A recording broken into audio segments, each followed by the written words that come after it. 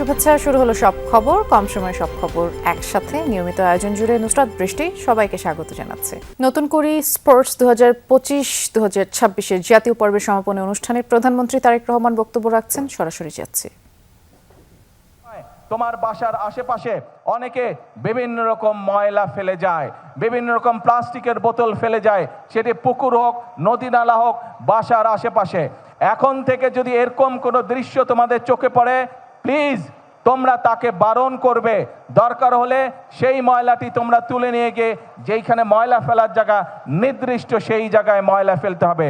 আরেকটি কাজ তোমাদেরকে করতে হবে, কেউ যদি পুকুর নদী নালায় ময়লা ফেলে, যদি তুমি পারো বন্ধুদেরকে সাথে নিয়ে সেই ময়লাটিকে পরিষ্কার করবে, যাতে আমাদের পরিবেশটি, আমাদের নদীর পানি, পুকুরের পানি যাতে পরিষ্কার থাকে, যাতে সেখানে মানুষ সুন্দরভাবে হাঁটাচলা করতে পারে বা মানুষ সেখানে বসতে পারে পুকুরের পাড়ে।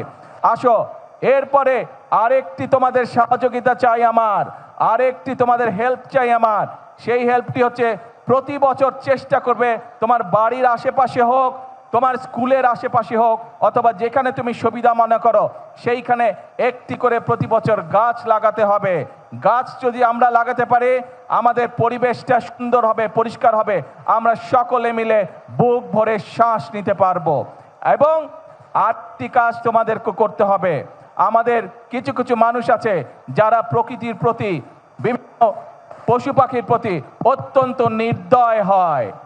আজকে আমার সকল ছোট বন্ধুদেরকে আমি অনুরোধ করব, আসো আমাদের আশেপাশে যত কুকুর, বিড়াল, হাঁস, মুরগি, গরু, ছাগল, যত রকম পশু পাখি আছে, আমরা চেষ্টা করব, এইগুলো আমাদের দেশের সম্পদ। আমরা চেষ্টা করব এই যে প্রকৃতির আল্লাহ দেওয়া বিভিন্ন জীবজন্তু, পশু পাখি, এদের যত্ন নেওয়ার আমরা চেষ্টা করব। যত্ন যদি নিতে পারে, অন্তত আমরা চেষ্টা করব তাদের যাতে কোনো প্রকার ক্ষতি হতে না পারে, সেই চেষ্টাটি আমরা করব। কি বন্ধুরা, আমাকে এই হেল্পটা করবে? তোমরা করবে? Thank you so much. আর শেষ কথা হলো, আজকের বক্তব্যের শেষ কথা হলো, আমরা আছি, তোমরা যে পড়ালেখা করতে চাইবে সরকার থেকে আমরা তার ব্যবস্থা করব যাতে সে ভালো করে পড়ালেখা করতে পারে। তোমরা যে গান গাইতে চাইবে, যে ছবি আঁকতে চাইবে, যে খেলাধুলা করতে চাইবে, আমরা সব রকম তোমাদেরকে সহযোগিতা করার সর্বোচ্চ চেষ্টা করবে সরকার। কিন্তু তোমাদেরকে সঠিকভাবে তোমাদেরকে গড়ে তুলতে হবে। তোমাদের দিকে বাংলাদেশের ভবিষ্যৎ তাকিয়ে আছে, বাংলাদেশ তোমাদের দিকে তাকিয়ে আছে। তোমরা যদি নিজেদেরকে গড়ে তুলতে পারো, আমরা একটা সুন্দর বাংলাদেশ গড়ে তুলতে পারবো। এই কাজ আমরা হয়তো শুরু করেছি, আমরা মাত্র শুরু করতে পারবো, কিন্তু বাংলাদেশ গড়ার কাজ তোমাদেরকে এগিয়ে নিয়ে যেতে হবে, এগিয়ে নিয়ে যেতে হবে তোমাদেরকে। বাংলাদেশ গড়ার কাজ পারবে এগিয়ে নিয়ে যেতে? কে বন্ধুরা, কে বন্ধুরা পারবে? Thank you. আজকে আর বক্তৃতা না, চলো যারা আজকে জিতেছে তাদেরকে আমরা আজকে অভিনন্দন জানাবো। এই যারা জিতেছে, যারা খেলোয়াড় আছে, এদেরকে এই পর্যন্ত আসার জন্য তাদের পরিবারের বাবা মাদেরকে আমি আন্তরিকভাবে ধন্যবাদ জানাই। তাদের স্কুলের শিক্ষক যারা সহযোগিতা করেছেন, বিভিন্ন কোচ বৃন্দ যারা সহযোগিতা করছেন, প্রত্যেকটি মানুষকে আমি অন্তরের অন্তঃস্থল থেকে আন্তরিকভাবে ধন্যবাদ জানাই, আন্তরিকভাবে অভিনন্দন জানাই। আপনারা যেই কষ্ট করেছেন, সেই কষ্টের মূল্য ইনশাল্লাহ আপনারা পাবেন যখন আপনারা এই বাচ্চাগুলোকে দেখবেন আন্তর্জাতীয় এবং আন্তর্জাতিক রূপ অঙ্গনে নিজেদেরকে প্রতিষ্ঠিত করতে সক্ষম হয়েছে। সেদিন আমাদের সকলের বুকটা আপনাদের সাথে, আপনারা যারা সহযোগিতা করেছেন, আপনাদের সাথে আমাদের সকলের বুকটা সেদিন ভরে উঠবে। আসুন, এই মাঠে আজকে আমাদের বাচ্চারা খেলা করেছে, এই মাঠে কেউ জিতেছে, কেউ এখনো জিততে পারে না। ইনশাল্লাহ আগামী দিনে তারা আবার প্রতিযোগিতা করবে। আসুন আমরা চেষ্টা করি, এই মাঠ নয়, ইনশাল্লাহ আমাদের বাচ্চারা যাতে আগামী দিনে আন্তর্জাতিক পর্যায়ের মাঠে জিতে ট্রফি বাংলাদেশে নিয়ে আসতে পারে। এটাই হোক আজকে আমাদের প্রত্যাশা, এটাই হোক আজকে আমাদের আশা। সকলকে আল্লাহ হাফেজ। বাংলাদেশ জিন্দাবাদ। নতুন করে স্পোর্টস 2025-26 জাতীয় পর্বের সমাপনী অনুষ্ঠানে যোগ দেন প্রধানমন্ত্রী তারেক রহমান। রাজধানী আর্মি স্টেডিয়ামে তাকে ফুলেল শুভেচ্ছা জানান আয়োজকরা। সমাপনীতে ফুটবল ইভেন্টের বালিকা বিভাগের ফাইনাল এবং দুটি 100 মিটার স্প্রিন্টের ফাইনাল মাঠে বসে দেখেন প্রধানমন্ত্রী। এরপর প্রামাণ্য চিত্র প্রদর্শন, নতুন করে স্পোর্টসের থিম সঙের সাথে শিশু শিল্পীদের নৃত্য পরিবেশন উপভোগ করেন সরকার প্রধান। সরকারের 180 দিনের অগ্রাধিকার কর্মসূচির বাস্তবায়ন অগ্রগতি কৌশল মূল্যায়ন সংক্রান্ত সভা শেষ হয়েছে। এতে যোগ দেন প্রধানমন্ত্রী তারেক রহমান। সচিবালয়ের মন্ত্রিপরিষদ বিভাগে এই সভা চলে। সরকারের মন্ত্রী প্রতিমন্ত্রী সহ সংশ্লিষ্টরা এতে অংশ নেন। প্রতিটি মন্ত্রণালয় তাদের কাজের অগ্রগতি প্রধানমন্ত্রীকে জানান। পরবর্তী কৌশল মূল্যায়ন নিয়ে আলোচনা হয়েছে এই সভায়। বিএনপির রাষ্ট্র সংস্কারের 31 দফা বাস্তবায়নে সরকারি পর্যায়ে করণীয় এর আগে ঠিক করা হয়।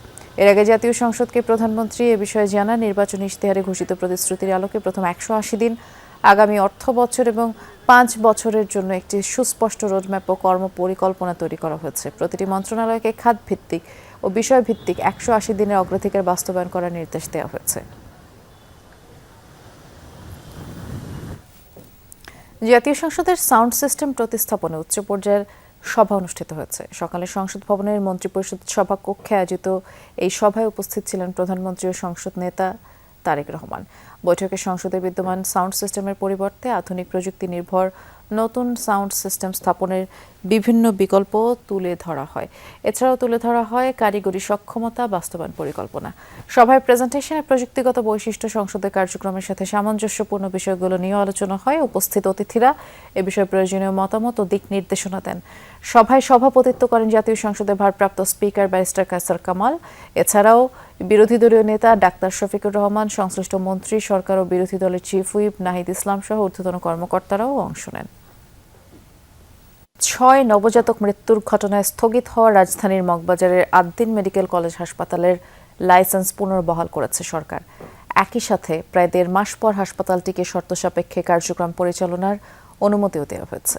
স্বাস্থ্য পরিবার কল্যাণ মন্ত্রণালয়ের সচিব মোহাম্মদ কামরুজ্জামান চৌধুরী সই করা এক বিজ্ঞপ্তিতে এই তথ্য জানানো হয়েছে। উল্লেখ করা হয়েছে, 6 নবজাতকের মৃত্যুর ঘটনায় হাসপাতালটির লাইসেন্স বাতিলের পর কর্তৃপক্ষ আপিল করে। ওই আপিলের পরে গঠিত তদন্ত কমিটিকে গত 15 জুলাই 3 কর্মদিবসের মধ্যে সরেজমিন পরিদর্শন করে প্রতিবেদন দাখিলের নির্দেশ দেওয়া হয়। তদন্ত কমিটির প্রতিবেদন সন্তোষজনক হওয়ায় হাসপাতালটির লাইসেন্স পুনর্বহাল করা হয়। লাইসেন্সের শর্ত অনুযায়ী প্রয়োজনীয় ডিউটি চিকিৎসক, নার্স নিয়োগের প্রক্রিয়া দ্রুত সম্পন্ন করতে বলা হয়েছে এবং ভবিষ্যতে লাইসেন্সের কোনো শর্ত লঙ্ঘিত হলে সরকার ক্ষমতাপ্রাপ্ত কর্তৃপক্ষের মাধ্যমে আইনানুগ ব্যবস্থাও গ্রহণ করতে হবে বলে ওই প্রজ্ঞাপনে জানানো হয়েছে। দরিদ্রদের জন্য বিনামূল্যে বিতরণের ওষুধ নষ্ট হয়েছে স্টোর রুমে, অপচয় হয়েছে লাখ লাখ টাকা। বাগেরহাটের মোরেলগঞ্জ উপজেলা স্বাস্থ্য কমপ্লেক্সে 29 লাখ টাকার ওষুধের মেয়াদ শেষ হওয়ায় ক্ষুব্ধ স্বাস্থ্য বিভাগ। বাগেরহাটের সহকর্মী ইয়ামিন আলীকে সাথে নিয়ে আমাদের সহকর্মী হাসান মিসবার রিপোর্ট।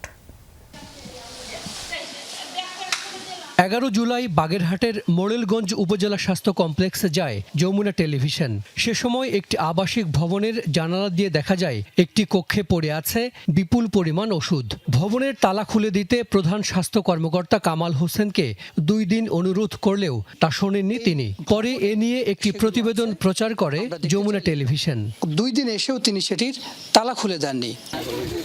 25 জুলাই মোরেলগঞ্জ উপজেলা স্বাস্থ্য কমপ্লেক্সে আকস্মিক সফরে যান স্বাস্থ্যমন্ত্রী সর্দার সাখাওয়াত হোসেন। এবার ভবনের তালা খুলে দেন স্বাস্থ্য কর্মকর্তা। ভেতরে পাওয়া যায় মেয়াদ শেষ হওয়া বিপুল পরিমাণ ওষুধ। হতবাক স্বাস্থ্যমন্ত্রী। জনস্বার্থে যা করা দরকার তাই ইনশাল্লাহ আমরা করব। সব কক্ষেই ছড়িয়ে ছিটিয়ে আছে ওষুধ, অ্যান্টিবায়োটিক, শিশুদের সিরাপ, স্যালাইন, ইনজেকশন সহ সব ধরনের ওষুধই আছে। বাথরুমেও ছিল ওষুধের স্তূপ।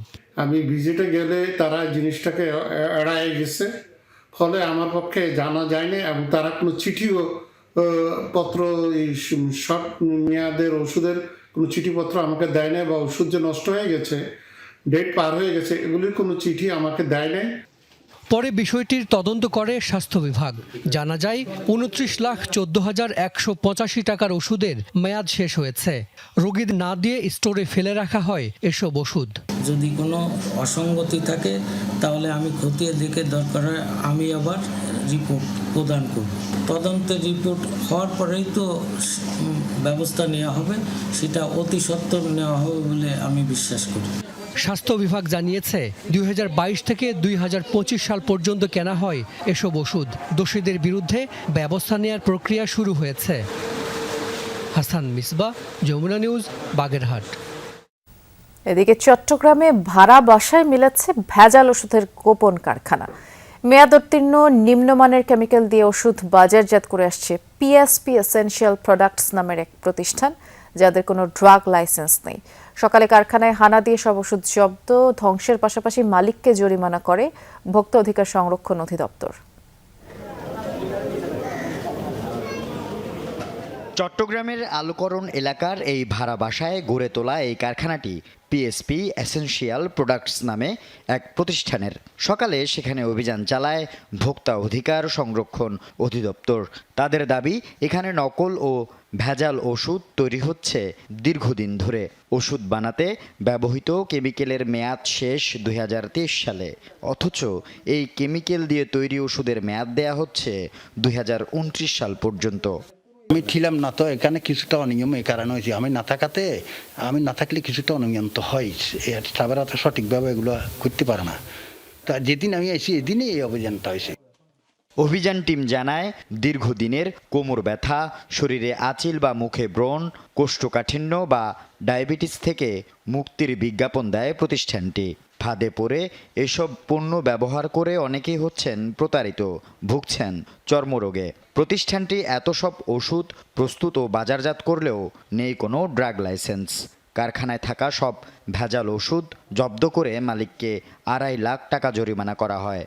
স্পট ক্রিমও কিন্তু কেমিক্যাল, তো এখন এই কেমিক্যাল যদি উনি অনুমোদন না নিয়ে ব্যবহার করেন, তাহলে এই কেমিক্যালযুক্ত যে এই ঔষধটা যে কোনো দুর্ঘটনা ঘটাতে পারে স্কিনে, যে বড় ধরনের একটা অসুস্থতার দিকে যেতে পারে স্কিন।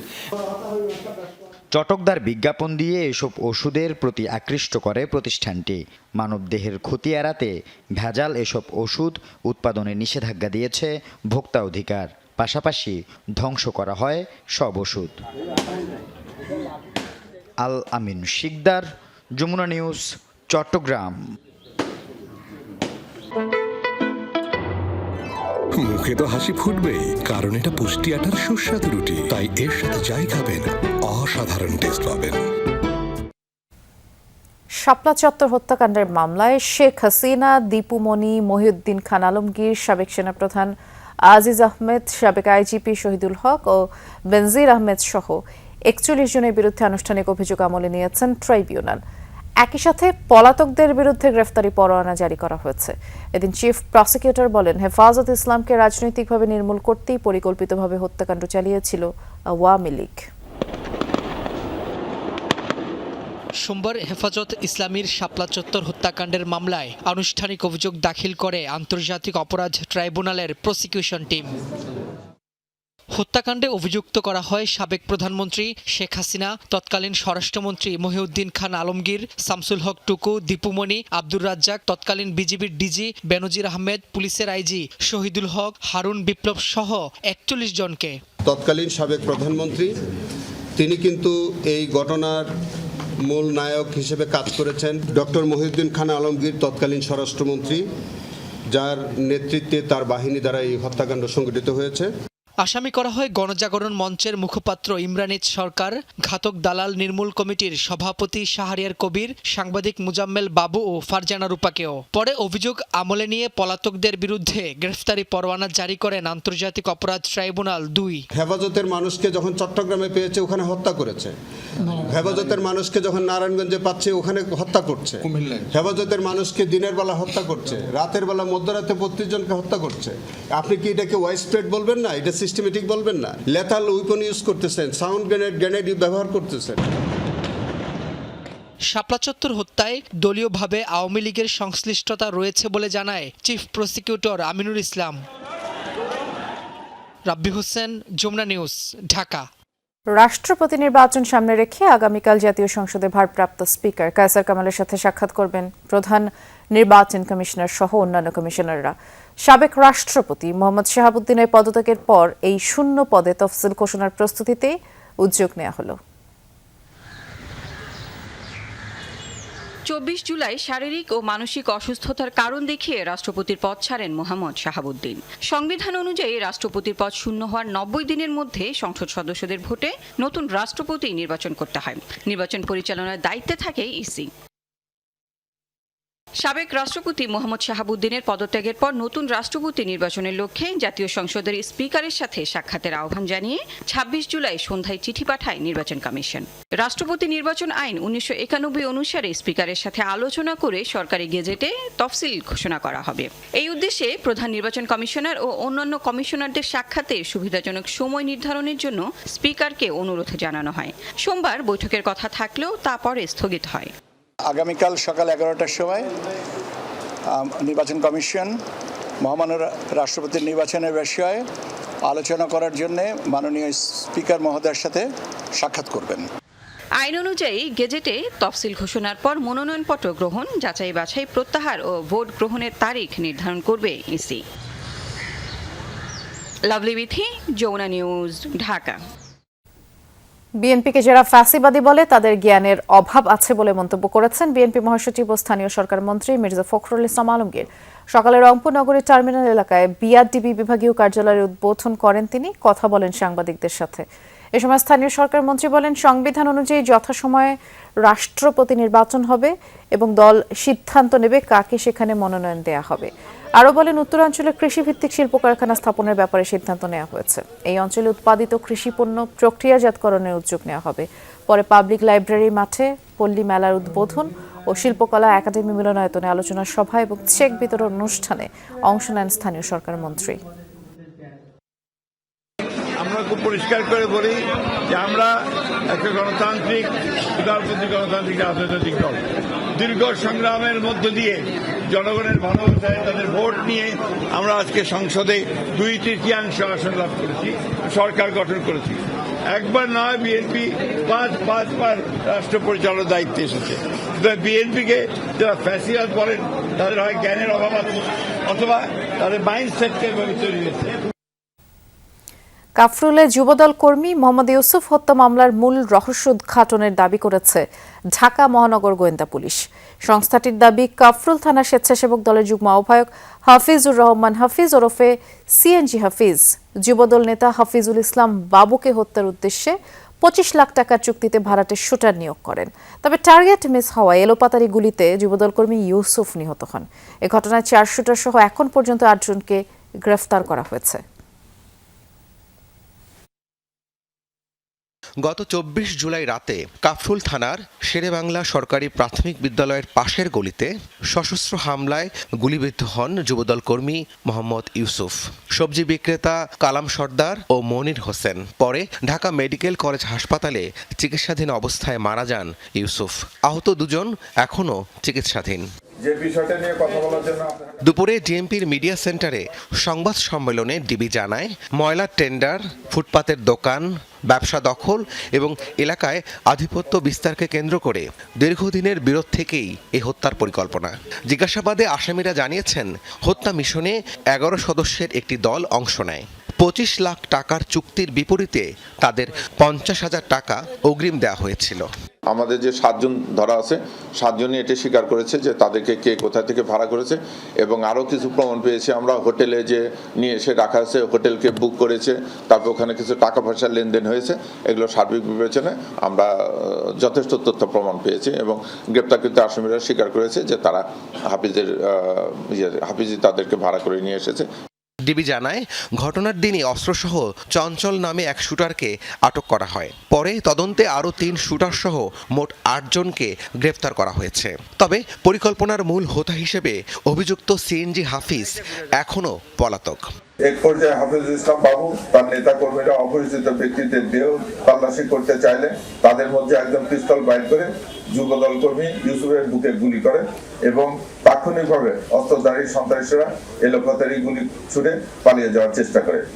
ডিবির দাবি, 2024 সালের 5 আগস্টের পর কাফরুল থানা এলাকায় প্রভাব বিস্তারকে কেন্দ্র করে বিরোধ তীব্র হয়ে ওঠে। একসময় যুবদল নেতা বাবু ও সিএনজি হাফিজ ঘনিষ্ঠ বন্ধু ছিলেন। রাব্বি সিদ্দিকী, যমুনা নিউজ, ঢাকা। ফেসবুক ও অন্যান্য সামাজিক যোগাযোগ মাধ্যমে ভুয়া জিন, তান্ত্রিক, কবিরাজ সেজে অলৌকিক সমাধানের প্রলোভন দেখিয়ে প্রতারণা করা একটি চক্রের 3 সদস্যকে গ্রেফতার করেছে পিবিআই। সংস্থাটি বলছে, তাদের প্রতারণার শিকার হয়ে গত কয়েক মাসে প্রায় 200 জন দগ্ধ হয়ে জাতীয় বার্ন ও প্লাস্টিক সার্জারি ইনস্টিটিউটে চিকিৎসা নিয়েছেন। পরকীয়া, প্রেমে সফলতা, সন্তান লাভ, পরীক্ষায় ভালো ফল কিংবা ব্যবসায় উন্নতির মতো নানান সমস্যার সমাধান দিত এসব পেজে। অলৌকিক শক্তির দাবি করে সাধারণ মানুষের কাছ থেকে মোটা অঙ্কের টাকা হাতিয়ে নিত প্রতারক চক্রটি। চক্রের 3 সদস্যকে গ্রেফতারের পর সংবাদ সম্মেলনে পিবিআই জানায়, গ্রেফতারকৃতরা মূলত বেদে সম্প্রদায়ের সদস্য। ইউটিউব দেখে রাসায়নিক বিক্রিয়ায় আগুন তৈরির কৌশল শিখে সেটিকেই জিন বা অলৌকিক শক্তির প্রমাণ হিসেবে উপস্থাপন করত তারা। পরে ভুক্তভোগীদের বিভিন্ন রাসায়নিক ব্যবহার করতে প্ররোচিত করা হতো। আর এই কাজটি করতে গিয়ে আগুনে হাত, যৌনাঙ্গ সহ শরীরের বিভিন্ন অংশ দগ্ধ হওয়ার ঘটনা ঘটেছে। জাতীয় বার্ন ও প্লাস্টিক সার্জারি ইনস্টিটিউটের থেকে আমরা খবর নিচ্ছি যে এরকম দেখা গেছে যে লাস্ট কয়েক মাসে 200-র মতো ভুক্তভোগী গুরুতর আহত অবস্থায় এই একই ধরনের প্রতারণার বিষয়ে চিকিৎসা নিয়েছেন এবং এভাবে এই প্রতারক চক্র লক্ষ লক্ষ টাকা গ্রহণ করছে। পিবিআই বলছে, মূল চক্রটি ভারতে বসে এসব কার্যক্রম পরিচালনা করত। সামাজিক যোগাযোগ মাধ্যমে এখনও এ ধরনের ভুয়া কবিরাজ ও জিনের নামে একাধিক প্রতারক চক্র সক্রিয় রয়েছে। আমাদেরকে আরও কিছু তথ্য দিচ্ছে যে তারা এই ধরনের প্রতারণা শুধু বাংলাদেশে না, ভারতেও করে। ভারতের পেমেন্টটা হয় হচ্ছে গুগল পেতে এবং তারপরে এইটা হুন্ডির মাধ্যমে তারা দেশে নিয়ে আসে। সাধারণ মানুষকে ভুয়া কবিরাজ, তান্ত্রিক কিংবা জিনের নামে পরিচালিত কোনো পেজ বা অলৌকিক প্রতিকারের প্রলোভনে বিশ্বাস না করার আহ্বান পিবিআইয়ের। রাব্বি সিদ্দিকী, যমুনা নিউজ, ঢাকা। মেহেরপুর জাতীয় নাগরিক পার্টির পদযাত্রা ও পথসভায় সমাবেশস্থলের কাছাকাছি বোমা সদৃশ বস্তু উদ্ধার করেছে পুলিশ। দুপুরে গাংনী বাসস্ট্যান্ড এলাকায় সবজি ভর্তি একটি পরিত্যক্ত ব্যাগের ভেতর থেকে বোমা সদৃশ বস্তুটি উদ্ধার করা হয়। স্থানীয়রা জানায়, বিকেলে বাসস্ট্যান্ড এলাকায় এনসিপির কেন্দ্রীয় নেতাদের পদযাত্রা ও পথসভা অনুষ্ঠিত হওয়ার কথা রয়েছে এবং সমাবেশস্থল থেকে 50 মিটার দূরে একটি পরিত্যক্ত সবজি ভর্তি ব্যাগ পড়ে থাকতে দেখে পরে স্থানীয়রা পুলিশে খবর দেয়। পুলিশ ঘটনাস্থল থেকে ব্যাগটি উদ্ধার করে থানায় নিয়ে যায়। গাংনী থানার ইনচার্জ জানায়, বোমা সদৃশ ওই বস্তুটি পরীক্ষা করা হবে। এটি কারা সেখানে রেখেছে এ নিয়েও তদন্ত চলছে।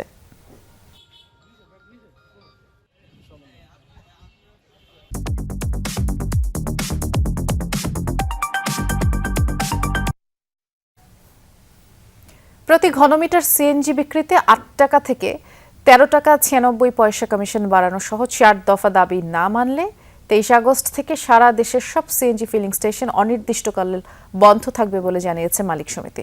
দুপুরে সিএনজি ফিলিং স্টেশন মালিক সমিতি এই ঘোষণা দেয়। তবে চলমান গ্যাস সরবরাহ পরিস্থিতি বিবেচনায় 30 জুলাই সিএনজি ফিলিং স্টেশন প্রতীকী বন্ধের কর্মসূচি প্রত্যাহার করার কথা জানান তারা। মালিক সমিতি আরও জানায়, কোনো সিএনজি ফিলিং স্টেশনে একেবারেই গ্যাসের চাপ নেই, আবার কোথাও 1-2 PSI চাপ। এতে করে জনভোগান্তি চরমে ঠেকেছে। এই পরিস্থিতি আরও সপ্তাহখানেক থাকতে পারে। দেশের যেই গ্যাস সরবরাহ পরিস্থিতি তৈরি হয়েছে 30 তারিখের প্রোগ্রামটা আপাতত আমরা উইথড্র করছি। পরবর্তীতে যদি সমস্যার সমাধানসমূহ যথাযথভাবে সমাধান না হয়, তবে আমরা আগামী মাসের 23 আগস্ট তারিখ থেকে আমরা সারা দেশের সমস্ত স্টেশনগুলি বন্ধ রাখবো। কেননা আমাদের পক্ষে আর লোকসান বহন করা কোনোভাবেই সম্ভব হচ্ছে না। এক যুগের অপেক্ষা শেষে চট্টগ্রামের আনোয়ারায় শুরু হলো Chinese economic and industrial zone নির্মাণের কাজ। সকালে ভিত্তিপ্রস্তর স্থাপন করেন অর্থমন্ত্রী, স্বরাষ্ট্রমন্ত্রী ও বাংলাদেশে নিযুক্ত চীনের রাষ্ট্রদূত।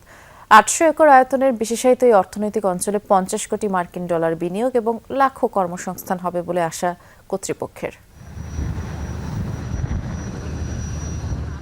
2014 সালে সমঝোতা চুক্তির পর চাইনিজ ইকোনমিক ইন্ডাস্ট্রিয়াল জোনের 800 একর জমি অনেকটা পরিত্যক্ত পড়েছিল। অবশেষে দীর্ঘ 1 যুগ পর ভিত্তিপ্রস্তর স্থাপনের মধ্য দিয়ে শুরু হলো নির্মাণ কাজ। চট্টগ্রাম বন্দর, কর্ণফুলী নদী ও টানেলের কাছাকাছি এই শিল্পাঞ্চলে অবকাঠামো উন্নয়নে ব্যয় ধরা হয়েছে 4189 কোটি টাকা। এর মধ্যে 1722 কোটি টাকা সরকারি অর্থায়ন এবং 2467 কোটি টাকা আসবে চীনের প্রেফারেন্সিয়াল বায়ার্স ক্রেডিট থেকে। এর মধ্যে টেক্সটাইল, পোশাক, আইটি, হাইটেক পণ্য সহ বিভিন্ন খাতে 30টি চীনা প্রতিষ্ঠান অন্তত 50 কোটি ডলার বিনিয়োগের আগ্রহ প্রকাশ করেছে। 2031 সালের মধ্যে উৎপাদন শুরুর আশা কর্তৃপক্ষের। এই ইকোনমিক জোন দুদেশের শক্তিশালী বন্ধুত্বের স্মারক হয়ে থাকবে। আগামী 18 মাসের মধ্যে এই ইকোনমিক জোনে প্রথম কারখানা স্থাপন ও উৎপাদন শুরু হবে। এখানকার পণ্য বিশ্ববাজারে যেমন যাবে, তেমনি বাংলাদেশের অভ্যন্তরেও কাঁচামাল যোগাবে। জোনটা দাঁড়িয়ে গেলে এই এলাকার চেহারা চেঞ্জ হয়ে যেতে একদম সময় লাগবে না। তো আপনারা সবাই সাহায্য করবেন, আমরা সরকার থেকে যতটুকু সম্ভব, যেভাবে সম্ভব ওনাদেরকে সাহায্য করব। এক যুগের অপেক্ষা, প্রশাসনিক ও অর্থায়ন সংক্রান্ত জটিলতা পেরিয়ে আনোয়ারায় আনুষ্ঠানিকভাবে চায়না ইকোনমিক অ্যান্ড ইন্ডাস্ট্রিয়াল জোনের ভিত্তিপ্রস্তর স্থাপন করেন অর্থমন্ত্রী, স্বরাষ্ট্রমন্ত্রী ও চীনের রাষ্ট্রদূত। উপস্থিত ছিলেন বিডা চেয়ারম্যান, ব্যবসায়ী নেতা ও দেশি বিদেশি বিনিয়োগকারীরা। 2034 সালে সরকার $1 ট্রিলিয়ন অর্থনীতি গড়তে বিপুল বিনিয়োগ ও কর্মসংস্থান তৈরির গুরুত্ব তুলে ধরেন অর্থমন্ত্রী। আমরা যে $1 ট্রিলিয়ন ইকোনমির কথা বলছি 2034-এ, সেখানে যেতে হলে আমাদেরকে বিনিয়োগ ছাড়া এবং মোস্টলি প্রাইভেট বিনিয়োগ, প্রাইভেট সেক্টর বিনিয়োগ, বিদেশি বিনিয়োগ, দেশি বিনিয়োগ, যার মাধ্যমে বাংলাদেশের অর্থনীতি এগিয়ে যাবে। চীনকে বাংলাদেশের কৌশলগত অংশীদার উল্লেখ করে এ শিল্পাঞ্চলে নিরাপত্তা ও নীতিগত সহায়তার কথা জানান স্বরাষ্ট্রমন্ত্রী। আমরা নিরাপত্তা নিশ্চিত করব, সিকিউরিটি নিশ্চিত করব ফর অল ইনভেস্টার্স, এবং প্রত্যেকটা ফেজে ইন্টার ডেভেলপমেন্টের প্রত্যেকটা ফেজে আমরা সেটা এনশিওর করব। সেটা আমি আমার বক্তব্য থেকে বলেছি। এবং আইন শৃঙ্খলা পরিস্থিতির উন্নয়ন ছাড়া বিনিয়োগ হয়, এবং বিনিয়োগের নিরাপত্তা ছাড়া আমরা অগ্রগতি করতে পারবো না। সবকিছু ঠিকঠাক থাকলে আগামী কয়েক বছরের মধ্যেই এই শিল্পাঞ্চলে শুরু হবে উৎপাদন কার্যক্রম। তখন শুধু কারখানার চিমনি থেকেই ধোঁয়া উঠবে না, বদলে যাবে পুরো আনোয়ারা কর্ণফুলী অঞ্চলের অর্থনৈতিক চিত্র। কমবে বেকারত্ব, বাড়বে স্থানীয় ব্যবসা বাণিজ্য। আনোয়ারার চায়না ইকোনমিক জোন থেকে শহীদুল সুমন, যমুনা নিউজ, চট্টগ্রাম। তথ্যের প্রবাহ থেকে বস্তুনিষ্ঠ তথ্য আলাদা করা এবং বস্তুনিষ্ঠতাবিহীন তথ্যকে ফিল্টারিং করা এখন বড় চ্যালেঞ্জ। বরিশালে এমনটা বলেছেন তথ্যমন্ত্রী জহিরুদ্দিন স্বপন। সকালে বরিশাল বিভাগের সাংবাদিকদের কল্যাণে করণীয় শীর্ষক মতবিনিময় সভায় প্রধান অতিথি হিসেবে তিনি বক্তব্য দেন। মন্ত্রী বলেন, সাংবাদিকতা পেশার একটি সংজ্ঞা নির্ধারণ করা দরকার। কোন সাংবাদিকতা ব্ল্যাকমেইলিং আর কোন সাংবাদিকতা সমাজের জন্য অনিবার্য, এটা ভাগাভাগি করে ফেলতে না পারলে রাষ্ট্র, সমাজ সঠিকভাবে দায়িত্বশীল সাংবাদিকতাকে পৃষ্ঠপোষকতা করতে পারবে না। এই কাজ সরকার একা করতে পারবে না, সাংবাদিকদের এর জন্য অংশীদারিত্ব লাগবে। এর আগে তিনি চরকাওয়া এলাকায় খাল পাড়ে বৃক্ষরোপণ করেন।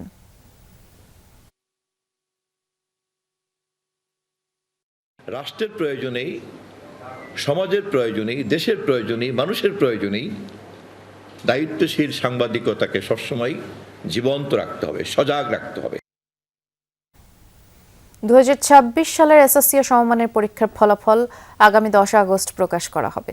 আন্তঃশিক্ষা বোর্ড সমন্বয় কমিটি এক প্রেস বিজ্ঞপ্তিতে এই তথ্য জানিয়েছে। পূর্ব ঘোষণা অনুযায়ী 20 জুলাই এসএসসির ফলাফল প্রকাশের কথা ছিল, কিন্তু প্রস্তুতি শেষ না হওয়ায় পিছিয়ে যায় এটা। চলতি বছরে এসএসসি সমমানের পরীক্ষা শুরু হয় 21 এপ্রিল থেকে, পরীক্ষা চলে 20 মে পর্যন্ত। এবছর এসএসসি পরীক্ষার্থী ছিল 18,57,000-এর বেশি।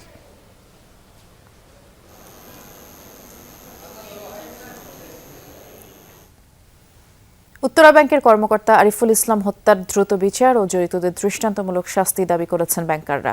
সকালে মতিঝিলে এক কর্মসূচিতে এই দাবি করেন তারা। একই ঋণ আদায়ে সম্পৃক্ত কর্মকর্তাদের নিরাপত্তা নিশ্চিতের দাবিও জানান তারা। বিক্ষোভ সমাবেশে বক্তারা বলেন, উত্তরা ব্যাংক ব্রাহ্মণবাড়িয়ার গোপীনাথপুর শাখার কর্মকর্তা আরিফুল ইসলাম খেলাপি ঋণ আদায় করতে গিয়ে গ্রাহকের হামলার শিকার হন। পরদিন চিকিৎসাধীন অবস্থায় মৃত্যুবরণ করেন। এই হত্যার বিচার দাবিতে গেল কয়েকদিন ধরেই কর্মসূচি পালন করছে ব্যাংকস এমপ্লয়িজ ফেডারেশন। সমাবেশে চাকরিচ্যুত কর্মকর্তা কর্মচারীদের পুনর্বহাল, অস্থায়ী কর্মচারীদের স্থায়ী করারও দাবি জানান বক্তারা। আমরা আরিফুলের হত্যার বিচার, বিএম বাকিরের হত্যাকাণ্ডকে আমরা আবার পুনঃতদন্ত করা, আমাদের আউটসোর্সিং, অস্থায়ী নিপীড়ন, সকল ধরনের জুলুম বন্ধের 8 দফা দাবিতে ব্যাংক ফেডারেশন যে আন্দোলন করছে, সে আন্দোলন যৌক্তিক আন্দোলন। সে আন্দোলনের প্রতি আজকে সমর্থন ব্যক্ত করছি। আওয়ামী লীগ সরকারের আমলে বিভিন্ন অভিযোগে চাকরি হারানো 1522 জন পুলিশ সদস্য তাদের পুনর্বহালের দাবিতে রাজধানী জাতীয় প্রেস ক্লাবের সামনে মানববন্ধন করেছেন। তাদের দাবি, রাজনৈতিক প্রতিহিংসার শিকার হয়ে কোনো সুষ্ঠু বিভাগীয় তদন্ত ছাড়াই অনেককে চাকরিচ্যুত বা বাধ্যতামূলক অবসরে পাঠানো হয়েছিল। জানান, সরকার পরিবর্তনের পর ন্যায় বিচারের আশায় আবেদন করলে স্বরাষ্ট্র মন্ত্রণালয় পুনর্বহালের পক্ষে ইতিবাচক সিদ্ধান্ত নেয়। আর সেই সিদ্ধান্তের ভিত্তিতেই পুলিশ সদর দপ্তরে গঠিত উচ্চ পর্যায়ের তদন্ত কমিটিও বিভাগীয় মামলা নিষ্পত্তিতে ত্রুটি বিচ্যুতির বিষয়টি স্বীকার করে 4 দফা সুপারিশ দেয়। এছাড়া 2025 সালের 8 ফেব্রুয়ারি পুলিশ মিডিয়া সেল থেকেও পুনর্বহালের বিষয়ে আশাব্যঞ্জক বার্তা দেওয়া হয়েছিল। কিন্তু এত সব সিদ্ধান্ত ও সুপারিশের পরেও এখন পর্যন্ত পুনর্বহালের আদেশ বাস্তবায়ন হয়নি বলে অভিযোগ তাদের। মানববন্ধন থেকে প্রধানমন্ত্রীর হস্তক্ষেপ কামনা করে দ্রুত পুনর্বহালের নির্দেশনা বাস্তবায়নের আহ্বান জানান চাকরি হারানো পুলিশ সদস্যরা। বৈষম্য বিরোধী আন্দোলনের পরে দেখেন সব কিছুরই কিন্তু বৈষম্য দূর হয়ে গেছে, কিন্তু আমাদের পুলিশ যারা আছে এদের কিন্তু বৈষম্য দূর হয়নি। বিনা অপরাধে শুধু রাজনৈতিক প্রতিহিংসা কিংবা ব্যক্তিগত প্রতিহিংসার কারণে আমরা বিভিন্নভাবে বিভিন্ন সময় চাকরিচ্যুত হয়েছি। সংবিধানের সাথে সাংঘর্ষিকভাবে আমরা চাকরিচ্যুত করেছি, সম্পূর্ণটা অন্যায়। আমরা এই অন্যায়ের বিচার চাই। 1522 জন পুলিশ পরিবারের দিকে লক্ষ্য করে দেখুন, আমরা মানবেতর জীবনযাপন করতেছি, আমরা মানবিক পুলিশ ছিলাম, আমাদের তুচ্ছ সামান্য অন্যায় আমাদেরকে চাকরিচ্যুত করা হয়েছে। পলিথিনের ব্যবহার বন্ধে জনসচেতনতা বৃদ্ধি ও আইনের কঠোর প্রয়োগে জোর দিয়েছেন পরিবেশ, বন ও জলবায়ু পরিবর্তন প্রতিমন্ত্রী শেখ ফরিদুল ইসলাম। রাজধানীর মোহাম্মদপুর কৃষি মার্কেট পরিদর্শনকালে তিনি এ বিষয়ে সরকারের কঠোর অবস্থান ও সতর্কবার্তা দেন। রাজধানীর মোহাম্মদপুর কৃষি মার্কেটে পলিথিন বিরোধী সচেতনতামূলক কার্যক্রমে অংশ নিয়ে পলিথিনের পরিবর্তে পরিবেশ বান্ধব পাট ও কাপড়ের ব্যাগ ব্যবহারের আহ্বান জানান পরিবেশ প্রতিমন্ত্রী শেখ ফরিদুল ইসলাম। তিনি বলেন, একবার ব্যবহারযোগ্য পাতলা পলিথিন বন্ধে প্রধানমন্ত্রীর নির্দেশনার আলোকে এই উদ্যোগ নেওয়া হচ্ছে। আর প্রথম ধাপে মানুষকে উদ্বুদ্ধ করা হলেও অমান্যকারীদের বিরুদ্ধে কঠোর আইনি ব্যবস্থা নেওয়া হবে। আরও জানান, গত 6 মাসে পলিথিন বিরোধী 168টি মোবাইল কোর্টে 206টি মামলা সহ 19 লাখ টাকার বেশি জরিমানা, 50,000 মেট্রিক টন বেশি নিষিদ্ধ পলিথিন জব্দ করা হয়েছে।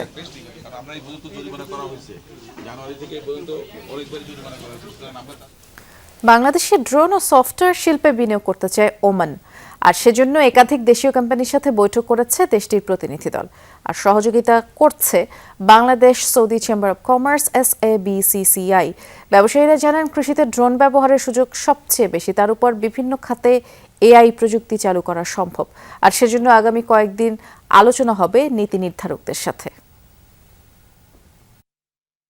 ওমানের সাথে বাংলাদেশের সম্পর্ক মূলত জনশক্তি রপ্তানিকে ঘিরে, কিন্তু গেটওয়ে অফ গালফ হিসেবে এখানে রপ্তানি ও লজিস্টিক্সের গুরুত্ব কম না। প্রতি বছর দেশটি থেকে $10 কোটি বেশি পণ্য আমদানি করছে বাংলাদেশ। তার বিপরীতে রপ্তানি হচ্ছে এর 3 ভাগের 1 ভাগ। এর মধ্যে পোশাক, চা, মশলা ও ওষুধ উল্লেখযোগ্য। সম্প্রতি প্রযুক্তি খাতে বিনিয়োগ বাড়ানোর ঘোষণা দিয়েছে মধ্যপ্রাচ্যের দেশ ওমান। সেই ধারাবাহিকতায় দেশটির প্রতিনিধি দল এখন ঢাকায়। সোমবার বাংলাদেশ সৌদি চেম্বার অব কমার্সের কার্যালয়ে দেশীয় সফটওয়্যার ও আইটি কোম্পানির সাথে বৈঠক করেন ওমানের ব্যবসায়ীরা। সাথে ছিলেন বাংলাদেশে নিযুক্ত ওমানের উপরাষ্ট্রদূত ফাতিহা আহমেদ আল বালুশি। দেশটির ব্যবসায়ীরা জানান, ড্রোন, আইটি ও সফটওয়্যার শিল্পে বড় বিনিয়োগে আগ্রহী তারা। কৃষিখাতে আপনাদের যে অভিজ্ঞতা ও দক্ষতা রয়েছে, সেখান থেকে অনেক কিছু শেখার আছে। অন্যদিকে ওমান সার ও হাইড্রোকার্বন ভিত্তিক শিল্পে অনেক শক্তিশালী। পলিমার ও অন্যান্য কাঁচামাল উৎপাদনেও ভালো সক্ষমতা রয়েছে। এসব এনে তৈরি পোশাক সহ বিভিন্ন শিল্পে ব্যবহার করা যেতে পারে। আমরা শুধু প্রযুক্তি খাতে বিনিয়োগ করতে চাই না, বরং জ্ঞান, দক্ষতা ও অভিজ্ঞতা ভাগাভাগি করে দীর্ঘমেয়াদে কাজ করতে চাই। তাহলে সফটওয়্যার শিল্পে বড় পরিবর্তন আনা যাবে। এ সময় বাণিজ্য ঘাটতি কমানোর আহ্বান জানান SABCCI-এর নেতারা। অন্যদিকে কূটনৈতিক সম্পর্ক জোরদারের আশ্বাস দেন উপরাষ্ট্রদূত। বাংলাদেশে যেসব অপরচুনিটি আছে, বিশেষ করে আপনার নতুন technology, semiconductor, AI, software development, readymade garments এবং পেট্রোকেমিক্যাল প্রোডাক্টস সহ অন্যান্য প্রোডাক্টে ওমানের সাথে ব্যবসা বাণিজ্য করার অনেক সুবিধা আছে। দুই দেশের মধ্যে প্রযুক্তি ও বিনিয়োগে সহযোগিতার আগ্রহ আছে। এখন আলোচনার মাধ্যমে দ্রুত ও বাস্তব বিনিয়োগের সুযোগ খুঁজতে হবে। বাংলাদেশ ও ওমানের অর্থনৈতিক সম্পর্ক নির্ভর করবে প্রতিশ্রুতির চেয়ে বাস্তবায়নের উপর। ঢাকা সফরে বাণিজ্য, কৃষি, ভূমি, বিজ্ঞান ও প্রযুক্তি মন্ত্রীর সাথে বৈঠকের কথা রয়েছে ওমানের ব্যবসায়ীদের। তৌহিদ হোসেন, যমুনা নিউজ, ঢাকা। সন্ত্রাস বিরোধী অভিযানের নামে দখলকৃত পশ্চিম তীরে ভয়াবহ তাণ্ডব চালাচ্ছে ইসরায়েল। একদিকে দখলদারদের বেপরোয়া হামলা, অন্যদিকে IDF-এর সাঁড়াশি অভিযান। যৌথ আগ্রাসনে নাজেহাল ফিলিস্তিনিরা। বাড়ি বাড়ি গিয়ে ধরপাকড় চলছে, পথে পথে চেক পয়েন্ট বসিয়ে বাধা দেওয়া হচ্ছে ফিলিস্তিনিদের চলাচলে।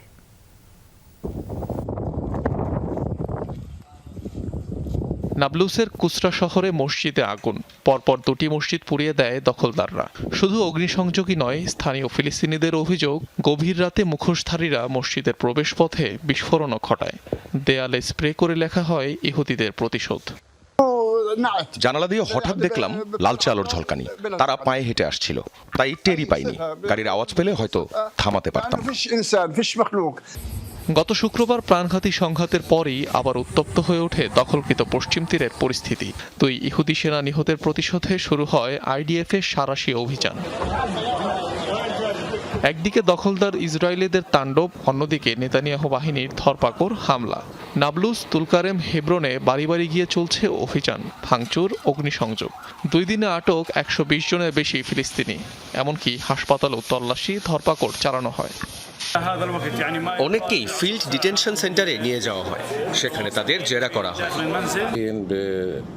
স্বাস্থ্যকর্মী ও রোগীদের ধরে নিয়ে যায়, তাদের বেঁধে মাঠে ফেলে রাখে, প্রতিটি বিভাগে তল্লাশি চালায়। সাজোয়া যান, বুলডোজার নিয়ে রাস্তায় রাস্তায় দেওয়া হচ্ছে পাহারা। গুরুত্বপূর্ণ সড়ক অবরোধ করে রেখেছে ইসরায়েলি সেনারা। পশ্চিম তীরে আগ্রাসন বন্ধে বিশ্ব নেতাদের প্রতি জরুরি হস্তক্ষেপের আহ্বান জানিয়েছেন ফিলিস্তিনি প্রেসিডেন্ট মাহমুদ আব্বাস। চলতি বছর পশ্চিম তীরে তেল আবিবের আগ্রাসনে প্রাণহানির শিকার 87 ফিলিস্তিনি। এদের মধ্যে 21 জনের মৃত্যুর জন্য দায়ী দখলদাররা। পশ্চিম তীর ও পূর্ব জেরুজালেমে ইসরায়েলি বসতি স্থাপনকারীর সংখ্যা 7 লাখের বেশি। অনিক রহমান, যমুনা নিউজ। একদিকে প্রবল বর্ষণ, নদীর বাঁধ ভেঙে তলিয়ে যাচ্ছে শহর গ্রাম, অন্যদিকে অসহনীয় তাপপ্রবাহ আর দাবানলে পুড়ে ছাই হচ্ছে হাজার হাজার হেক্টর বন। পৃথিবীর 2 প্রান্তে প্রকৃতি যেন দেখাচ্ছে 2 বিপরীত রূপ।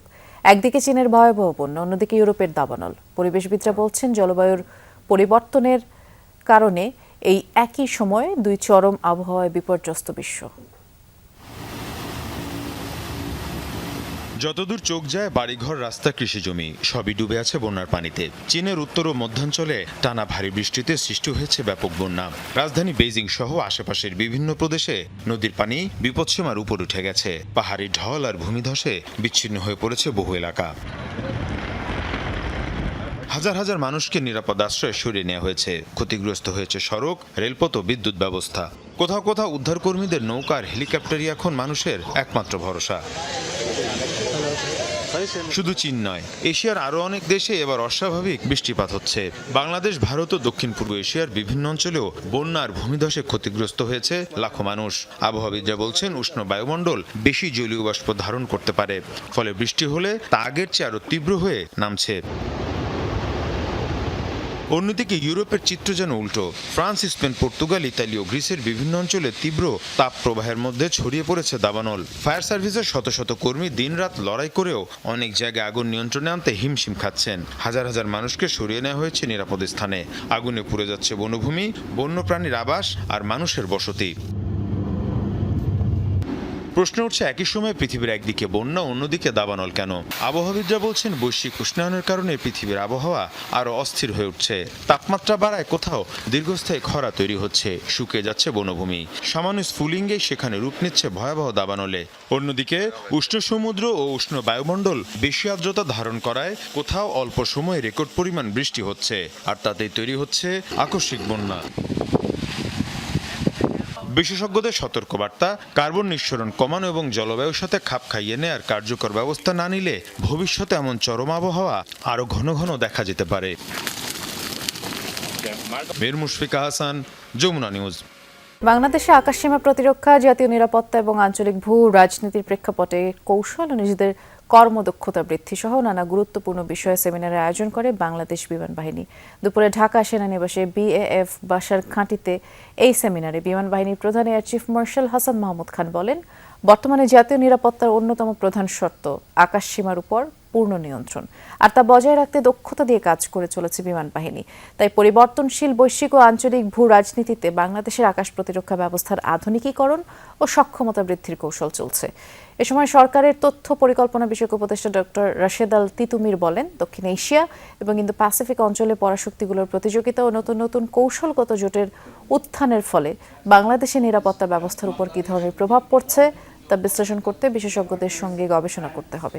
আর দেশের আকাশসীমা নিবিড়ভাবে পর্যবেক্ষণ ও সুরক্ষার জন্য সর্বাধুনিক প্রযুক্তির দিকে নজর দেওয়া হচ্ছে বলেও জানান তিনি। Critical infrastructure, communication networks, financial system, and public opinion can become targets long before conventional hostilities begin.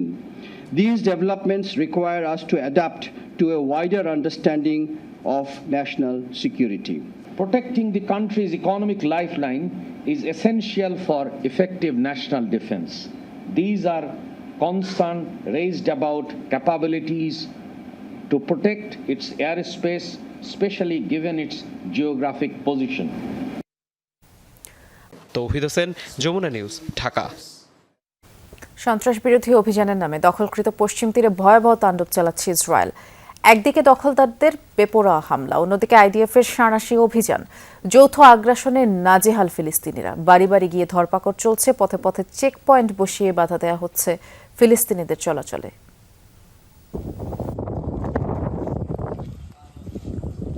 নাবলুসের কুসরা শহরে মসজিদে আগুন, পরপর দুটি মসজিদ পুড়িয়ে দেয় দখলদাররা। শুধু অগ্নিসংযোগই নয়, স্থানীয় ফিলিস্তিনিদের অভিযোগ গভীর রাতে মুখোশধারীরা মসজিদের প্রবেশপথে বিস্ফোরণও ঘটায়। তৌহিদ হোসেন, যমুনা নিউজ, ঢাকা। সন্ত্রাস বিরোধী অভিযানের নামে দখলকৃত পশ্চিম তীরে ভয়াবহ তাণ্ডব চালাচ্ছে ইসরায়েল। একদিকে দখলদারদের বেপরোয়া হামলা, অন্যদিকে আইডিএফের সাঁড়াশি অভিযান। যৌথ আগ্রাসনে নাজেহাল ফিলিস্তিনিরা। বাড়ি বাড়ি গিয়ে ধরপাকড় চলছে, পথে পথে চেক পয়েন্ট বসিয়ে বাধা দেওয়া হচ্ছে ফিলিস্তিনিদের চলাচলে।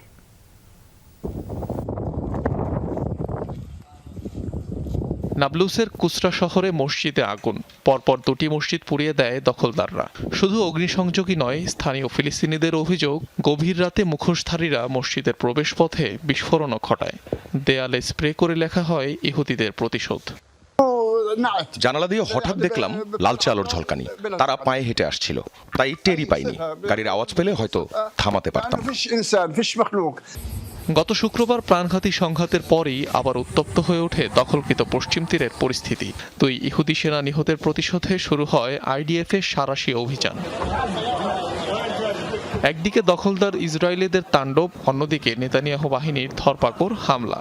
নাবলুস, তুলকারেম, হেব্রনে বাড়ি বাড়ি গিয়ে চলছে অভিযান, ভাঙচুর, অগ্নিসংযোগ। 2 দিনে আটক 120 জনের বেশি ফিলিস্তিনি। এমনকি হাসপাতালেও তল্লাশি, ধরপাকড় চালানো হয়। অনেককেই ফিল্ড ডিটেনশন সেন্টারে নিয়ে যাওয়া হয়, সেখানে তাদের জেরা করা হয়। স্বাস্থ্যকর্মী ও রোগীদের ধরে নিয়ে যায়, তাদের বেঁধে মাঠে ফেলে রাখে, প্রতিটি বিভাগে তল্লাশি চালায়। সাজোয়া যান, বুলডোজার নিয়ে রাস্তায় রাস্তায় দেওয়া হচ্ছে পাহারা। গুরুত্বপূর্ণ সড়ক অবরোধ করে রেখেছে ইসরায়েলি সেনারা। পশ্চিম তীরে আগ্রাসন বন্ধে বিশ্ব নেতাদের প্রতি জরুরি হস্তক্ষেপের আহ্বান জানিয়েছেন ফিলিস্তিনি প্রেসিডেন্ট মাহমুদ আব্বাস। চলতি বছর পশ্চিম তীরে তেল আবিবের আগ্রাসনে প্রাণহানির শিকার 87 ফিলিস্তিনি। এদের মধ্যে 21 জনের মৃত্যুর জন্য দায়ী দখলদাররা। পশ্চিম তীর ও পূর্ব জেরুজালেমে ইসরায়েলি বসতি স্থাপনকারীর সংখ্যা 7 লাখের বেশি। অনিক রহমান, যমুনা নিউজ। একদিকে প্রবল বর্ষণ, নদীর বাঁধ ভেঙে তলিয়ে যাচ্ছে শহর গ্রাম।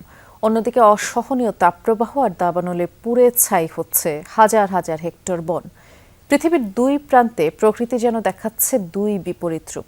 একদিকে চীনের ভয়াবহ বন্যা, অন্যদিকে ইউরোপের দাবানল। পরিবেশবিদরা বলছেন জলবায়ুর পরিবর্তনের কারণে এই একই সময়ে 2 চরম আবহাওয়ায় বিপর্যস্ত বিশ্ব। যতদূর চোখ যায় বাড়িঘর, রাস্তা, কৃষিজমি সবই ডুবে আছে বন্যার পানিতে। চীনের উত্তর ও মধ্যাঞ্চলে টানা ভারী বৃষ্টিতে সৃষ্টি হয়েছে ব্যাপক বন্যা। রাজধানী বেইজিং সহ আশেপাশের বিভিন্ন প্রদেশে নদীর পানি বিপদসীমার উপর উঠে গেছে। পাহাড়ি ঢল আর ভূমিধসে বিচ্ছিন্ন হয়ে পড়েছে বহু এলাকা। হাজার হাজার মানুষকে নিরাপদ আশ্রয়ে সরিয়ে নেওয়া হয়েছে। ক্ষতিগ্রস্ত হয়েছে সড়ক, রেলপথ ও বিদ্যুৎ ব্যবস্থা। কোথাও কোথাও উদ্ধারকর্মীদের নৌকা আর হেলিকপ্টারই এখন মানুষের একমাত্র ভরসা। শুধু চীন নয়, এশিয়ার আরো অনেক দেশে এবার অস্বাভাবিক বৃষ্টিপাত হচ্ছে। বাংলাদেশ, ভারত ও দক্ষিণ পূর্ব এশিয়ার বিভিন্ন অঞ্চলেও বন্যা আর ভূমিধসে ক্ষতিগ্রস্ত হয়েছে লাখো মানুষ। আবহাওয়াবিদরা বলছেন উষ্ণ বায়ুমণ্ডল বেশি জলীয় বাষ্প ধারণ করতে পারে, ফলে বৃষ্টি হলে তা আগের চেয়ে আরো তীব্র হয়ে নামছে। অন্যদিকে ইউরোপের চিত্র যেন উল্টো। ফ্রান্স, স্পেন, পর্তুগাল, ইতালি ও গ্রিসের বিভিন্ন অঞ্চলে তীব্র তাপ প্রবাহের মধ্যে ছড়িয়ে পড়েছে দাবানল। ফায়ার সার্ভিসের শত শত কর্মী দিনরাত লড়াই করেও অনেক জায়গায় আগুন নিয়ন্ত্রণে আনতে হিমশিম খাচ্ছেন। হাজার হাজার মানুষকে সরিয়ে নেওয়া হয়েছে নিরাপদ স্থানে। আগুনে পুড়ে যাচ্ছে বনভূমি, বন্যপ্রাণীর আবাস আর মানুষের বসতি। প্রশ্ন উঠছে, একই সময়ে পৃথিবীর একদিকে বন্যা, অন্যদিকে দাবানল কেন? আবহাওয়াবিদরা বলছেন বৈশ্বিক উষ্ণায়নের কারণে পৃথিবীর আবহাওয়া আরও অস্থির হয়ে উঠছে। তাপমাত্রা বাড়ায় কোথাও দীর্ঘস্থায়ী খরা তৈরি হচ্ছে, শুকিয়ে যাচ্ছে বনভূমি। সামান্য স্ফুলিঙ্গেই সেখানে রূপ নিচ্ছে ভয়াবহ দাবানলে। অন্যদিকে উষ্ণ সমুদ্র ও উষ্ণ বায়ুমণ্ডল বেশি আর্দ্রতা ধারণ করায় কোথাও অল্প সময়ে রেকর্ড পরিমাণ বৃষ্টি হচ্ছে, আর তাতেই তৈরি হচ্ছে আকস্মিক বন্যা। বিশেষজ্ঞদের সতর্কবার্তা, কার্বন নিঃসরণ কমানো এবং জলবায়ুর সাথে খাপ খাইয়ে নেয়ার কার্যকর ব্যবস্থা না নিলে ভবিষ্যতে এমন চরম আবহাওয়া আরও ঘন ঘন দেখা যেতে পারে। মীর মুশফিকা হাসান, যমুনা নিউজ। বাংলাদেশে আকাশসীমা প্রতিরক্ষা, জাতীয় নিরাপত্তা এবং আঞ্চলিক ভূ রাজনীতির প্রেক্ষাপটে কৌশল ও নিজেদের কর্মদক্ষতা বৃদ্ধি সহ নানা গুরুত্বপূর্ণ বিষয়ে সেমিনারের আয়োজন করে বাংলাদেশ বিমান বাহিনী। দুপুরে ঢাকা সেনানিবাসে বিএএফ বাসার ঘাঁটিতে এই সেমিনারে বিমান বাহিনীর প্রধান air chief marshal Hasan Mahmud Khan বলেন, বর্তমানে জাতীয় নিরাপত্তার অন্যতম প্রধান শর্ত আকাশসীমার উপর পূর্ণ নিয়ন্ত্রণ, আর তা বজায় রাখতে দক্ষতা দিয়ে কাজ করে চলেছে বিমান বাহিনী। তাই পরিবর্তনশীল বৈশ্বিক ও আঞ্চলিক ভূ রাজনীতিতে বাংলাদেশের আকাশ প্রতিরক্ষা ব্যবস্থার আধুনিকীকরণ ও সক্ষমতা বৃদ্ধির কৌশল চলছে। এ সময় সরকারের তথ্য পরিকল্পনা বিষয়ক উপদেষ্টা ডক্টর রাশেদ আল তিতুমির বলেন, দক্ষিণ এশিয়া এবং ইন্দো প্যাসিফিক অঞ্চলে পরাশক্তিগুলোর প্রতিযোগিতা ও নতুন নতুন কৌশলগত জোটের উত্থানের ফলে বাংলাদেশের নিরাপত্তা ব্যবস্থার উপর কী ধরনের প্রভাব পড়ছে তা বিশ্লেষণ করতে বিশেষজ্ঞদের সঙ্গে গবেষণা করতে হবে। আর দেশের আকাশসীমা নিবিড়ভাবে পর্যবেক্ষণ ও সুরক্ষার জন্য সর্বাধুনিক প্রযুক্তির দিকে নজর দেওয়া হচ্ছে বলেও জানান তিনি। Critical infrastructure, communication networks, financial system, and public opinion can become targets long before conventional hostilities begin. These developments require us to adapt to a wider understanding of national security. Protecting the country's economic lifeline is essential for effective national defense. These are concerns raised about capabilities to protect its airspace, especially given its geographic position. হাওর এলাকায় প্রাথমিক শিক্ষাকে এগিয়ে নিতে সুনির্দিষ্ট পরিকল্পনা বাস্তবায়ন করবে সরকার, কথা জানিয়েছেন প্রাথমিক ও গণশিক্ষা প্রতিমন্ত্রী ববি হাজ্জাজ। দুপুরে সুনামগঞ্জ পিটিআই স্কুল ফিডিং কর্মসূচিতে প্রতিমন্ত্রী বলেন, ফিডিং কর্মসূচিতে অনিয়ম পাওয়া গেলে শিক্ষা কর্মকর্তা সহ সংশ্লিষ্ট সবার বিরুদ্ধে ব্যবস্থা নেওয়া হবে। হাওড় অঞ্চলের প্রাথমিক বিদ্যালয়গুলোতে সমস্যার সমাধান নিয়ে সংশ্লিষ্টদের সাথে কথা চলমান বলেও তিনি জানিয়েছেন। হাওড় জাতীয় মানে ক্লাইমেটিক বা এরকম ইনক্রিমেন্ট ক্লাইমেট রিলেটেড যে এলাকাগুলো আছে সেগুলোর জন্য আমরা স্পেসিফিক সেপারেট প্ল্যানের ব্যবস্থা করতে কাজ করছি। প্রাণনাশের হুমকি সহ নানা অভিযোগে সিরাজগঞ্জ প্রেস ক্লাবে সংবাদ সম্মেলন করেছে একটি পরিবার। দুপুরে প্রেস ক্লাবে সংবাদ সম্মেলনটি হয়। এ সময় লিখিত অভিযোগে শাপলা আহমেদ জানান, তার ছেলে শাফিন আহমেদ জিসানকে বাড়ি থেকে তুলে নিয়ে হত্যার হুমকি দিচ্ছেন জেলা স্বেচ্ছাসেবক দলের যুগ্ম আহ্বায়ক সানোয়ার হোসেন শানু। একই সাথে তাকে উদ্দেশ্য করে গালি ও তার স্বামী শরীফুল ইসলামের পা কেটে ফেলার হুমকি দেওয়া হয়। এই ঘটনায় থানায় অভিযোগ দেওয়া হয়েছে এবং শাপলা আহমেদের স্বামী শরীফুল ইসলাম সিরাজগঞ্জ প্রেস ক্লাবের সাধারণ সম্পাদক, ছেলে শাফিন আহমেদ জিসান ইসলামিয়া সরকারি কলেজ ছাত্রদলের সাবেক সাংগঠনিক সম্পাদক। নারী শিক্ষার্থীকে হেনস্থার জেরে রাজশাহী বিশ্ববিদ্যালয়ে মারামারিতে জড়িয়েছে দুই পক্ষ। প্রত্যক্ষদর্শীরা জানায়, প্রেমের প্রস্তাব প্রত্যাখ্যান করায় সংস্কৃত বিভাগের এক ছাত্রীকে হুমকি দেওয়ার অভিযোগ ওঠে একই বিভাগের ছাত্র মহসিন আলমের বিরুদ্ধে। এ নিয়ে দুপুরে প্রক্টর দপ্তরে বৈঠক বসে। সেখানে আনাস নামের এক শিক্ষার্থী মহসিনের পক্ষ নিয়ে প্রক্টরের সাথে বাগবিতণ্ডায় জড়ায়। আনাসকে মারধরের অভিযোগ আনা হয় রাকসু জিএস সালাউদ্দিন আম্মার এবং এজিএস সালমান সাব্বিরের বিরুদ্ধে।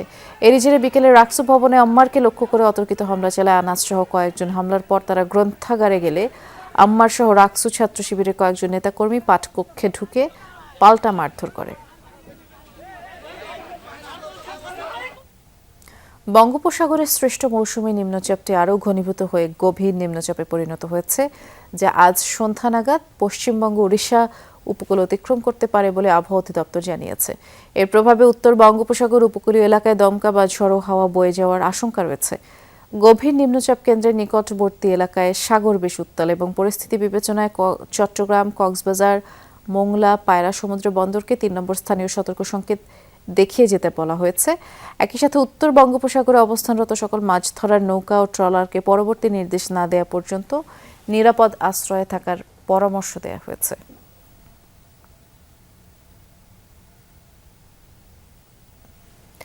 ফুটবল মাঠে অসংখ্য রেকর্ড গড়ার পর এবার অভিনয় জগতে পা রাখছেন ক্রিস্টিয়ানো রোনালদো। একটি নতুন টেলিভিশন সিরিজে অভিনয় করতে যাচ্ছেন এই পর্তুগিজ সুপারস্টার। ব্রিটিশ ফুটবলকে কেন্দ্র করে নির্মিত নতুন ড্রামা সিরিজ ডে ওয়ান্সের নির্বাহী প্রযোজক ও অভিনেতা হিসেবেই কাজ করবেন তিনি। সাথে থাকছে আর্সেনাল ও ফ্রান্সের কিংবদন্তি থিয়েরি ওরিও। পূর্বে বিভিন্ন বিজ্ঞাপনে দেখা গেল এবারই প্রথম কোনো টিভি সিরিজে অভিনয় করবেন 5 বারের ব্যালন ডিওর জয়ী এই তারকা, যার ফলে ভক্তদের অপেক্ষা পর্দায় কেমন পারফরমেন্স দেখান ফুটবল ইতিহাসের অন্যতম সেরা এই কিংবদন্তি। ইতালি জাতীয় দলের কোচ হিসেবে দায়িত্ব নেওয়া হচ্ছে না আন্দ্রেও পিরলোর। রাশিয়ার একটি বেটিং প্রতিষ্ঠানের সাথে তার বাণিজ্যিক সম্পর্ক ঘিরে তৈরি হওয়া বিতর্কের জেরেই শেষ মুহূর্তে চুক্তি বাতিল করেছে দেশটির ফুটবল ফেডারেশন। বিষয়টি নিশ্চিত করেছেন দেশটির ফেডারেশনের সভাপতি জিভান্নি মালাগো। তবে পিরলোর দাবি সংযুক্ত আরব আমিরাতে তার পেশাগত কাজের অংশ হিসেবেই ওই প্রতিষ্ঠানের সাথে চুক্তি হয়েছিল।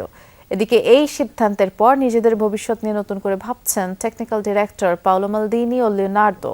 দায়িত্ব শুরুর আগেই বিতর্কে পড়ে শেষ পর্যন্ত ইতালির কোচ হওয়ার স্বপ্ন ভেঙে গেল আন্দ্রেও পিরলোর।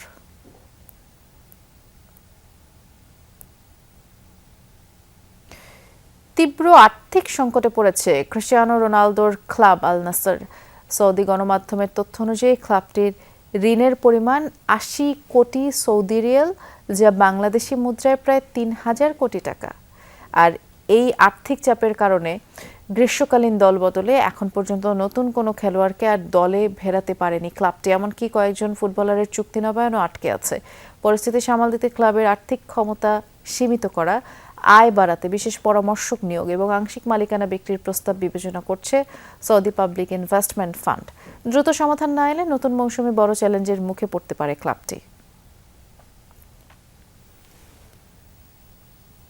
আর এই ছিল সব খবরের সব আপডেট। সাথে থাকার জন্য ধন্যবাদ। নিরাপদে থাকবেন।